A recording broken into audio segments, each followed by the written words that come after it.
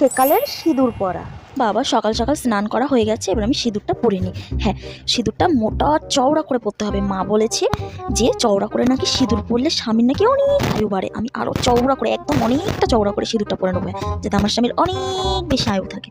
আর হ্যাঁ, এবার একটুখানি নাকের ওপর দিয়ে পরে নিই, তাহলে যে একটু বেশি আয়ু থাকবে। হ্যাঁ, এবার একটু গোল করে বড় করে টিপ পরে নিই, বেশ ভালো লাগবে টিপ পরলে। হ্যাঁ, এবার ভালো লাগছে। এবার একটু শাখায় দিয়ে দিই, 2 শাখায়। মা বলতো শাখায় দেওয়া নাকি স্বামীর মঙ্গল হয়। ঠাকুর স্বামীর মঙ্গল করো, ঠাকুর আমার স্বামীকে অনেক বড় হয় না। ঘুমটাটা দিকে আবার দেখে না নেয়, তাদের ঘুমটাটা দিয়ে রাখি, কেউ দেখলো না তো কি। এখনকার মডেলিং সিঁদুর পরা। বাপরে, সকাল সকাল কে যে স্নান করে কি জানি বাবা।